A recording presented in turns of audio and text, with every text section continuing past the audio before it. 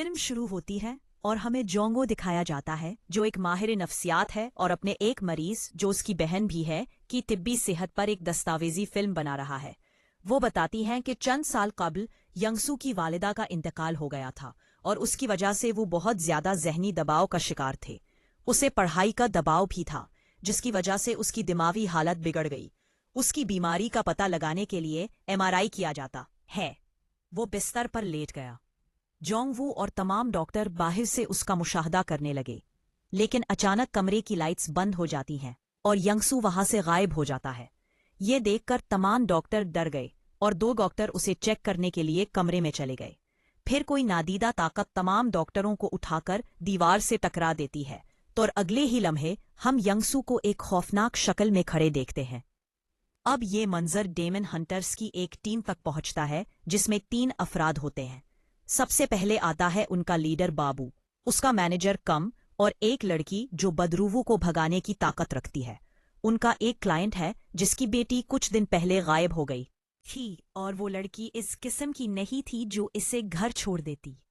Police के साथ मिलकर कई जासूसों ने इस लड़की को तलाश करने की कोशिश की, लेकिन जो भी उसे ढूंढने निकलता है वो एक अजीब हादसे में मारा जाता है। अब बाबू ये केस लेने पर राजी हो गए और जो बंदा इस केस को लेकर आया वो बाबू से कहता है कि हर काम बहुत एहतियात से करो क्योंकि इस केस में बहुत से लोग मारे जा रहे हैं। जिसमें बताया जा रहा था कि कोरिया में लोगों को बड़े अजीब तरीके से कत्ल किया जा रहा है। कातिल मालूम नहीं है। जहां लोग मारे जाते हैं वहां अजीबोगरीब भूत चीजें नजर आती है और कुछ लोग अजीबोगरीब हरकतें करते भी नजर आते हैं। यहां तक कि सोक टीवी में एक आदमी नजर आया जिसने बेगुनाह लोगों को कत्ल किया और फिर सोक टीवी में देखा गया।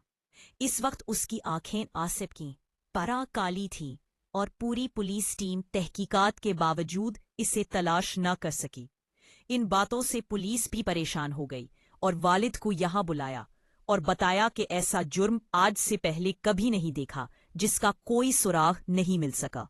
वालिद साहब ने बताया कि आपकी बात बिल्कुल दुरुस्त है। जो लोग यह कत्ल कर रहे हैं वो सब एक शैतानी फिरके का हिस्सा है। इस फिरके के लोग अपनी ताकत बढ़ाने के लिए शैतान को कहते हैं। वो मासूम लोगों को इस पर कुर्बान करते हैं जिसके बदले में वो इससे ताकत या दौलत छीन लेते हैं। अब मंजर कट जाता है और हमें बाबू दिखाया जाता है जो इस केस की तहकीकात के लिए बाहर आया है, यानी वो इस लड़की को ढूंढने निकला है। वो एक अजीब इमारत के अंदर जाता है जहां बहुत से नौजवान अजीब हालत में थे। बाबू यहां एक लड़की को कुछ पैसे देता है और इससे इसे फिरके के ग्रोह के बारे में पता चलता है जहां कुछ लोग बैठकर अजीबोगरीब रसूमात करते हैं। ये हॉल इस इमारत के अंदर था। इसके बाहर गार्ड्स भी खड़े थे। बाबू उन सिक्योरिटी गार्ड्स को मारकर अंदर चला जाता है और हमें दिखाया गया है कि यहाँ एक शैतानी रस्म चल रही थी और जिस लड़की को ये लोग ढूंढने आए थे उसे एक बहुत बड़े शैतानी हाथ के मुजस्समे पर लेटाया गया जिसके जरिए ये लोग शैतान को पुकार रहे थे। इस पूरे कल्ट ग्रुप में सिर्फ एक आदमी था जिसे न्यूज में दिखाया गया था। यहाँ बाबू ने इस फिरके के अरकान से लड़ाई शुरू कर दी, जबकि बाबू के ग्रुप में शामिल लड़की शरण, जिसके पास बदरूहों को भगाने की ताकत है, उस लड़की पर अपनी भकारी शुरू कर देती है, यानी वो शैतान को दूर करने का अमल शुरू करती है। शरण लड़की के सर पर हाथ रखते हुए कुछ पढ़ता है तो अचानक उसकी आंखें भी सफेद हो जाती हैं। अब उस लड़की के अंदर जो शैतान था उसे भी दर्द होने लगा। मासूम बच्ची की आंखें बिल्कुल काली हो चुकी थी और बाबू का मैनेजर ये सब रिकॉर्ड कर रहा था। सबके दौरान उसने देखा कि यहाँ के तमाम फिरके के अरकान ने अपने कानों के पीछे या गर्दन के पीछे एक ही किस्म का टैटू बनवाया हुआ था और वो उस टैटू को भी रिकॉर्ड करता है क्योंकि उस टैटू का उस पूरे केस से गहरा ताल्लुक हो सकता है। यहाँ ये दिखाया गया है कि शेरोन के एक्सोर्सिज्म की वजह से लड़की आखिरकार बेहोश हो जाती है और कुछ देर बाद जब वो होश में आती है तो शेरोन ने उन्हें खुशखबरी सुनाई कि उसके अंदर से शैतान मुकम्मल तौर पर गायब हो गया है क्योंकि बदरूह ने अभी तक उस पर पूरी तरह कब्जा नहीं किया था और अब लड़की शैतानी ताकतों से आजाद थी। इसका मतलब है कि मिशन मुकम्मल हो गया। अब अगली सुबह हमें मालूम हुआ कि बाबू इस केस से मिलने वाली रकम से एक यतीम खाना खोलना चाहता था जहां यतीम बच्चे रहेंगे। वो उन बच्चों का बहुत ख्याल रखता था क्योंकि वो भी अपनी माँ और बाप को खो चुका था और वो भी एक यतीम खाने में रह रहा था। اب یہ منظر سائیکیٹرسٹ جونگ وو کے سامنے آتا ہے جو اپنی بہن کی حالت لیڈ ڈاکٹر کو دکھاتا ہے اور اسے بتاتا ہے کہ اس کا مسئلہ اب دماغی مسئلہ سے کہیں زیادہ ہے۔ وہ سوچتی ہے کہ اس کی بہن کا معاملہ بھتہ خوری کا ہے، لیکن اس ہسپتال میں بھتہ خوری کی اجازت نہیں تھی۔ ڈاکٹر فادر نے اسے بابو کے بارے میں بتایا جس کی ٹیم شیطان کے شکاری کے طور پر کام کرتی ہے اور اس کی مدد کر سکتی ہے۔ اب یہ منظر سائیکیٹرسٹ جونگ وو کے سامنے آتا ہے جو اپنی بہن کی حالت لیڈ ڈاکٹر کو دکھاتا ہے اور اسے بتاتا ہے کہ اس کا مسئلہ اب دماغی مسئلہ سے کہیں زیادہ ہے۔ وہ سوچتی ہے کہ اس کی بہن کا معاملہ بھتہ خوری کا ہے، لیکن اس ہسپتال میں بھتہ خوری کی اجازت نہیں تھی۔ ڈاکٹر فادر نے اسے بابو کے بارے میں بتایا جس کی ٹیم شیطان کے شکاری کے طور پر کام کرتی ہے اور اس کی مدد کر سکتی ہے۔ یہاں دکھایا گیا ہے کہ اس وقت بابو کا مینیجر اور شیرون ان کے ساتھ تھا۔ وہ ان فرقوں کے افراد کے جسموں پر بنے ٹیٹو کے بارے میں بات کر رہے تھے۔ بابو کے مینیجر کو بھی خبر ملی تھی کہ ان دنوں ایسے ٹیٹو والے لوگوں کی تعداد بڑھ رہی ہے، اور شیرون نے اسے بتایا کہ ان ٹیٹو والے لوگ مکمل طور پر انسان نہیں ہے۔ اس کے کہنے کا مطلب یہ تھا کہ وہ ڈیمن کلٹ کا حصہ ہے۔ بابو کو ابھی تک ان باتوں کی کوئی فکر نہیں تھی۔ جب ڈاکٹر چنگو یہاں پہنچے تو اس نے بابو سے مدد چاہی، لیکن جب بابو کو معلوم ہوا کہ اسے یہاں ڈاکٹر فادر نے بھیجا ہے تو اس نے اس کی مدد کرنے سے انکار کر دیا۔ چونگو تھوڑا اداس ہو جاتا ہے اور جاتے ہوئے بابو سے کہتا ہے کہ میں آپ کو صرف اتنا بتاؤں گا کہ اس پن ڈرائیو میں میری بہن کی فوٹیج ہے، آپ اسے دیکھیں۔ چونگو اب ہسپتال واپس آیا جہاں اس نے دیکھا کہ اس کی بہن کمرے میں نہیں تھی۔ چونگو اپنی بہن کے کمرے کی طرف بھاگتا ہے اور اچانک اس کی بہن اس کے پیچھے کھڑی ہو جاتی ہے اور چونگو بھی اس سے خوفزدہ ہو جاتا ہے۔ اب چونگو مڑ کر بستر کی طرف دیکھتا ہے اور اس کی بہن بستر پر آرام سے لیٹی ہوئی ہے، اس طرح جیسے وہ وہاں سے ہلی ہی نہیں۔ ان تمام حالات کے بعد چونگو ایک بار پھر فادر ڈاکٹر کے پاس جاتا ہے اور اسے بتاتا ہے کہ اس کی بہن کی حالت خراب ہوتی جا رہی ہے اور ڈیمن ہنٹرز نے بھی اس کی مدد کرنے سے انکار کر دیا ہے۔ یہاں ہمیں فلیش بیک سے معلوم ہوا کہ باؤ نے اپنے مینیجر اور شیرون دونوں کی جان لوسیفر ڈیمن سے بچائی تھی، جس کے بعد یہ لوگ مل کر کام کرنے لگے اور لوگوں کی مدد کرنے لگے۔ یہاں باؤ کو بتائے بغیر شیرون اور منیجر دونوں نے ویلکر ینگسو کے ویڈیو کلپس دیکھنا شروع کر دیے اور انہیں دیکھ کر واقعی خوفزدہ ہو گئے۔ اس کی حرکتیں بہت عجیب تھی۔ وہ گھر میں رینگ رہی تھی، کبھی وہ پیچھے کی طرف چل رہی تھی اور کبھی وہ بے حسی کی حالت میں اپنی بہن کے قریب آ رہی تھی۔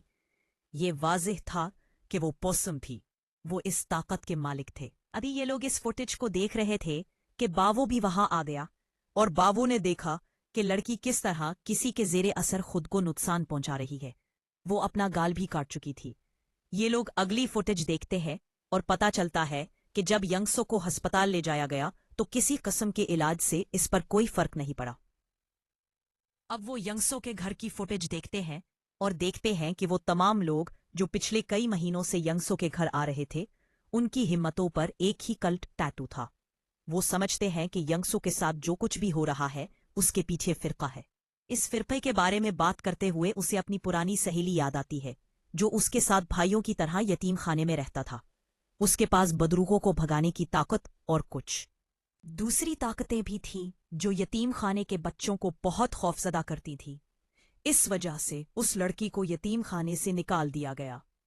یتیم خانے سے باہر آنے کے بعد جب اسے زندگی میں مشکلات کا سامنا کرنا پڑا تو اس کے اندر کی اچھائیاں ختم ہونے لگی۔ زندگی کو آسان بنانے کے لیے اس نے اپنے اختیارات کا غلط استعمال کیا اور ڈیمن کو بلایا۔ اس کی روح دینے کے بدلے میں لڑکے نے بہت ساری دولت اور رقم مانگی اور ڈیمن راضی ہو گیا۔ اس نے یتیم خانے کے تمام بچوں اور بہنوئی کو ڈیمن کے ہاتھوں قتل کروا دیا۔ بابو بھی اس وقت وہاں موجود تھے، جو معجزانہ طور پر بچ گئے، لیکن وہ ان میں سے کسی اور کو نہ بچا سکے۔ بابو اب بھی اپنے یتیموں کے باپ سے ناراض تھا اور وہ خود بھی برسوں سے اس فرقے میں تھا کیونکہ وہ یتیموں کے بچوں کو نہیں بچا سکا، اور اب وہ اس شیطان لوسیفر سے بدلہ لینا چاہتا ہے۔ اس نے سوچا کہ وہ فرقے سے اس شیطان کے بارے میں پوچھ سکتا ہے، لہٰذا اب وہ یانگسو کا معاملہ بھی لینے کے لیے تیار ہے۔ خیر اب بابو اور اس کی ٹیم جونگ وو کے پاس جاتی ہے اور اسے اس کی اپنی سی سی ٹی وی فوٹیج کا ایک کلپ دکھاتا ہے जिसमें साफ नजर आ रहा था कि यंगसू के पीछे एक ओवर डीमन है जो इसके अंदर गहरी जड़ें पकड़ चुका है। यहाँ वो जोंग वू को ये भी दिखाते हैं कि वो पिछले कई महीनों से डेमन कल्ट के लोगों से इसको जाने बगैर भी जुड़ी हुई है। अस्पताल के अंदर भी फिरके के लोग कई बार यंगसू से मिलने आए थे। शेरून बताता है कि ये फिरके के लोग जिन ये कल्ट को अपना मुहाफिज समझते हैं, वो अपने रास्ते में आने वाले लोगों को मार देते हैं। और शेरून इन्हें एक और खौफनाक हकीकत बताता है कि फिरके के ये अरकान इंसान नहीं हैं। बेहतर होगा कि इन्हें इंसानों और शयातीन का मुरक्कब कहा जाए। ये सब बातें बताने के बाद वो अपनी फहाशी शुरू करना चाहते थे। चुनो उन्हें यंगसो के कमरे में ले जाता है, जहां शेरोन उसे अजीब नजरों से देखता है और उसका सर पकड़कर जलावतनी शुरू कर देता है। लेकिन यहाँ पर शैतानी कुव्वतें इतनी मजबूत थी कि उन्होंने यंगसो को ऊपर उठाया और उसका पैर भी चला गया, जिसे बाबू ने पकड़ लिया। अगरचे यंगसो शेरोन के हाथों से बहुत दूर था, लेकिन शेरोन फिर भी अपने मंत्रों का नारा लगाता रहा, जिसकी वजह से आखिरकार डेमन उसे नीचे फेंक देता है और बाबू उसे दोबारा उठाकर बल्ले पर लिटा देता है। शेरोन ने दोबारा उसके सर पर हाथ रखा और उसके मंत्र पढ़ना शुरू कर दी। इस बार डेमन को उसके मंत्र से बहुत तकलीफ हुई और वो शेरोन पर हमला करता है। शेरोन की आंखें अचानक सफेद हो जाती हैं और वो उठकर उड़कर बहुत दूर दीवार से टकरा जाती है। सिर्फ शेरोन ही नहीं, अगले झटके में उस शैतान ने बाकी तमाम लोगों को उठाकर फेंक दिया। जब ये लोग खड़े होते हैं तो देखते हैं कि यंगसो वहां नहीं था। फौरन सीसीटीवी कैमरा चेक करना चाहता है और उन्हें पता चला कि यंगसो कमरे से निकल गई थी। और जैसे ही वो चला गया, उसने इस पनाहगाह में मौजूद तमाम मरीजों को आजाद कर दिया ताकि वो शैतानी शिकारियों की टीम को बाहर जाने से रोक सके। यहाँ जब जोंग वू अपनी बहन को बचाने की कोशिश करता है तो वो देखती है कि यंगसू बिल्कुल सड़क के बीच में खड़ी थी और जैसे ही वो उसके करीब जाती है वो बेहोश होकर उसके हाथों में गिर जाती है। बाबू और उसकी टीम भी दौड़ती हुई यहाँ आती है और शेरोन बताती है कि वो उस शैतान का नाम नहीं जान सकती जिसने यंगसू को पकड़ लिया है और उसका नाम जाने बगैर जारहियत करना मुमकिन नहीं है। शैतान ने अपनी जड़ें यंगसू के अंदर पैवस्त कर दी थीं और उसके लिए फिर से जारहियत करना जरूरी था। उस आसेब का नाम जानने के लिए शेरोन उनसे कहता है कि हमें उसी घर जाना है जहां से ये सब शुरू हुआ था। वो देर बाद ये लोग उन्हें जोंग वू के घर ले गए। वहां पहुंचते ही वो तमाम सिक्योरिटी कैमरे ऑन कर देते हैं और घर की तमाम खिड़कियां, दरवाजे और वेंटिलेटर बंद कर देते हैं, या यूं कह लें कि सील कर देते हैं। यंगसू एक कुर्सी से बंधा हुआ है और उसके गिर्द नमक के 2 हलके बनाए गए हैं। शेरोन बताता है कि ये अमल 6 मरहलों में होगा। इस सब के दौरान जोंग वू को यंगसू की हालत पर नजर रखनी पड़ती है कि आया उसका इंसानी जिस्म मरने वाला है या उसे बहुत ज्यादा तकलीफ हो रही है। और इन 6 मरहलों के दौरान शेरोन को इस शैतान का नाम जानना होगा जो इस एक्सोर्सिज्म को मुकम्मल करेगा। शेरोन अपना पहला कदम शुरू करती है और यहाँ कुछ मंत्र पढ़ते हुए वो लोहे की एक चीज उसके सामने लाती है जो यंगसू के आते ही झुकने लगी और उससे साबित हुआ कि शैतान बहुत मजबूत है। शेरोन ने कहा कि यहाँ इतनी ताकत की मौजूदगी इस बात का इशारा है कि इस फिरके के बहुत से अरकान यहाँ कहीं छुपे होंगे। ये सुनकर बाओ घर का चक्कर लगाता है और एक एक करके तमाम फिरकों को मारने लगता है। जब बाओ फिरके के अरकान को मार रहा था, शेरोन ने अंदर ही अंदर अपनी रस्म दोबारा शुरू कर दी थी। रस्म अब जमीन को हिला रही थी। डेमन शेरोन को ये सब करना बर्दाश्त नहीं कर सकता था। उसकी तवज्जो हटाने के लिए उसने अपनी ताकत से शेरोन का हाथ भी जला दिया। डेमन शेरोन को मारने के लिए उसके करीब आना चाहता था, लेकिन वो यहाँ बनाए गए नमक के दायरे से बाहर नहीं निकल सका। जब वो शैतान से उठती है, यंगसू शिरो उसे मंत्र पढ़कर वापस बैठाती है। अब ये शैतान यंगसू से तवज्जो हटाने के लिए शीरो की बहन को अपने कब्जे में ले लेता है। उसकी खराब हालत देखकर शीरो पहले उसकी सेहत का ख्याल रखने लगता है और फिर उसे अपनी ताकत से पता चलता है कि ये घर पहले ही मलऊन है। इस घर में सिर्फ यही शैतान नहीं है जो इस वक्त यंगसू के अंदर है। माजी में भी बहुत सी चीजें हैं जो इस घर में मनफी तवानाइयां रखती थी। शीरो को एक दीवार मिली जिस पर अजीबो गरीब बातें लिखी हुई थी। उससे पहले कि वो उसे पढ़ती, बाबू उसे पढ़ने से रोकता है क्योंकि ऐसा करने से वो भी आसेब के काबू में आ सकती है। یہ سب لوگ اب ینگسو کے قریب کھڑے تھے اور یہاں شیطان نے بابو پر اپنی حقیقت ظاہر کر دی۔ وہ اپنا نام بتاتا ہے اور کہتا ہے کہ میں وہی لوسیفر ڈیمن ہوں جس نے تمہاری اورفنیز کے تمام بچوں کو مار ڈالا تھا۔ میں جانتا ہوں کہ آپ مجھ سے نفرت کرتے ہیں، لیکن میں آپ کو یہاں ایک پیشکش دینا چاہتا ہوں۔ اگر تم میری پیشکش قبول کر لو، میرا ساتھ دو، میری بات ماننا شروع کر دو، تو میں تمہیں امر کر دوں گا۔ اس کے بعد تم کبھی نہیں مرو گے۔ جب بابو یہ سب سن رہے تھے تو ہمیں دکھایا گیا ہے کہ حقیقت میں اس وقت وہ بدروح کے قبضے میں آ کر شیرون کا گلا گھونٹ رہا تھا۔ اب شیطان اپنی طاقت سے یہاں سب کچھ منجمد کرنا شروع کر دیتا ہے۔ سردی بڑھ جاتی ہے اور ان لوگوں کی حالت خراب ہونے لگتی ہے۔ اس بیماری کی وجہ سے شیرون کی صحت بھی بگڑ جاتی ہے اور اگلے ہی سیکنڈ میں ہم شیرون کو شیطان کی دنیا میں دیکھتے ہیں۔ وہ شیرون کو اس سے بات کرنے کے لیے اپنی دنیا میں لے گیا تھا۔ وہ شیرون کو بتاتا ہے کہ ینگسو اپنی دنیا میں بہت آرام دہ ہے، اس لیے وہ اسے یہاں لایا تھا۔ تھوڑی دیر بعد شیرون اس دنیا سے باہر آ جاتا ہے اور حقیقی دنیا میں ینگسو سے ڈیمن کے نام کے بارے میں دوبارہ پوچھتا ہے، کیونکہ ڈیمن نے جو نام پہلے باؤ کو بتایا تھا وہ صرف اسے دھوکہ دینے کے لیے تھا، یہ اس کا اصلی نام نہیں تھا۔ اس کے بعد ڈیمن ایک اور چال کھیلتا ہے۔ وہ ینگسو کی آواز میں جونگ وو کو بہت جذباتی انداز میں پکارتا ہے، پھر وہ بھی اس کے گرد نمک کا دائرہ عبور کر کے اپنی بہن کے پاس چلی جاتی ہے۔ اس طرح دائرے کا اثر ٹوٹ جاتا ہے اور ڈیمن جلدی سے اپنی چھری سے نمک اڑا دیتا ہے اور آزاد ہو جاتا ہے۔ اب جبکہ وہ آزاد تھا، وہ پہلا کام یہ کرتا ہے کہ یہاں کے لوگوں کو اٹھا کر پھینک دیتا ہے اور ینگسو کے ساتھ چلا جاتا ہے۔ یہاں عجیب و غریب چیزیں ہونے لگتی ہیں، جیسے کوئی عجیب طاقت باووں کے مینیجر کو آسمان پر اٹھا لے۔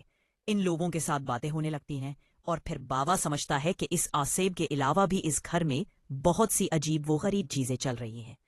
باووں کی باتیں سن کر جونگ وو کو یاد آیا کہ یہ گھر اس نے چن سے خریدا تھا۔ اس میں کہا تھا کہ اس گھر کے تہہ خانے میں کچھ بڑی چیزیں ہیں۔ جونگ وو کو یہ بھی یاد ہے کہ ان لوگوں کی گردنوں پر بھی یہی فرقے کے نشان تھے۔ جیسے ہی وہ یہ بات باووں کو بتاتی ہے، باوو فوراً تہہ خانے میں جاتی ہے۔ دوسری طرف باقی سب اب ینگسو کی طرف دیکھ رہے تھے، جو ڈرائنگ روم میں لیٹا نظر آ رہا تھا۔ اس کی آنکھیں خوفناک سیاہ ہو رہی تھی اور چہرہ بالکل سرخ ہو چکا تھا۔ وہ خوفناک لگ رہی تھی اور ان کے کہنے پر بھی نیچے نہیں آ رہی تھی۔ آخر میں ہمیں دکھایا گیا ہے کہ جس تہہ خانے میں باوو گئے تھے وہاں بہت سے فرقے کے ارکان تھے جو رسومات ادا کر رہے تھے۔ اسی لیے اس گھر کے اندر آسیب کی اتنی طاقت تھی کہ یہاں اس کی پوجا ہو رہی تھی، اس کے لیے رسومات ادا کی جا رہی تھی۔ کوئی وقت ضائع کیے بغیر باؤ ایک ایک کر کے ان کلٹ ممبروں سے لڑنا شروع کر دیتا ہے اور آخر کار وہ شخص جو ان کی قیادت کر رہا تھا، یعنی وہ شخص بھی کھڑا ہو جاتا ہے جو یہ رسم ادا کر رہا تھا۔ وہ باؤ کا منہ پکڑ کر کچھ پڑھتا ہے جس کی وجہ سے باؤ بھی قبض ہونے لگتا ہے۔ شیطان کی طاقت اس پر بھی قبضہ کرنے لگتی ہے، لیکن باؤ نے خدا کو یاد کیا اور ہوش میں آ کر اس پر حملہ کیا، لیکن بعد میں وہ خدا کو یاد کرتا ہے اور ہوش میں آتا ہے اور اس پر حملہ کرتا ہے اور آخر کار ان سب کو مار ڈالتا ہے۔ دوسری طرف شیرین ایک بار پھر ڈیمن کی دنیا میں اس کا نام جاننے کے لیے جاتی ہے اور آخر کار اسے گفتگو میں مشغول کر کے ڈیمن کے چہرے سے ڈیمن کا نام معلوم کرتی ہے۔ اس کے فوراً بعد شیرین حقیقی دنیا میں واپس آتی ہے اور دوبارہ ینگسو کو جوش مارنا شروع کر دیتی ہے، جو فرش پر لیٹا ہوا ہے اور اس کی طرف ہاتھ بڑھاتا ہے۔ اس بار جب وہ ڈیمن کا نام لیتے ہوئے ایکسرسائز کر رہی تھی تو ڈیمن اس میں پھنس جاتا ہے اور اس کا درد بھی بہت بڑھ جاتا ہے، جس کی وجہ سے وہ یہاں کی پھڑکیاں بھی توڑ دیتا ہے اور ینگسو زور زور سے چیختا ہے۔ اس کی آواز اتنی بلند تھی کہ دیوار پر لگی تمام چیزیں گر جاتی ہیں اور ڈیمن کی دنیا کا ایک پورٹل بھی یہاں کھلتا ہے، جس میں اس نے ینگسو کو کھینچنا شروع کر دیا۔ شیرین نے ینگسو کا سر تھاما اور بھابو نے اسے بچانے کے لیے اس کے گرد رسی باندھ دی۔ شیرین اب بھی اپنے منتر پڑھ رہی تھی اور شیطان اب اسے بھی پریشان کر رہا تھا۔ شیرین اور بھابو دونوں کی آنکھیں کالی ہو چکی تھیں۔ شیطان ایک بار پھر ان سے کہتا ہے کہ اگر تم اپنی جان بچانا چاہتے ہو تو جیسا میں کہتا ہوں ویسا کرو، مجھے قبول کرے، लेकिन शीरीन ने इसी लम्हे अपना जादू तोड़ दिया और यंगसू को अपनी ही दुनिया के पोर्टल से बाहर निकाल दिया। वक्त जाया किए बगैर भाबू पोर्टल पर घूंसा मारकर उसे बंद कर देता है, जिसके बाद दोनों नॉर्मल हो जाते हैं और चंद लम्हों के लिए सुकून है। आखिरकार यंगसो की जान भी इस शैतान से आजाद हो गई। पता चला कि ये वही डेमन या शैतान था जिसने भाबू के यतीम खाने में बच्चों को मारा था और उसका नाम लूसिफर बताकर सबको बेवकूफ बनाया था। यंगसो के ठीक होते ही भाबू का बदला भी मुकम्मल हो गया, जिसके बाद आखिरकार अगले सीन में हम देखते हैं कि कुछ वक्त गुजर गया है। प्रभु ने अपना यतीम खाना खोला है। उसे खोलने के बाद वो एक मीटिंग में जाता है जहां उसी गैंग के अरकान अब भी शैतान को दोबारा बुलाने की तैयारी कर रहे थे। उनके बहुत से गुरों पहले ही भब्बू और उसके तीनों के हाथों मारे जा चुके थे। उन सब का लीडर आत पेशाब था जो नहीं दिखाया गया, लेकिन फिल्म यहाँ खत्म होती है।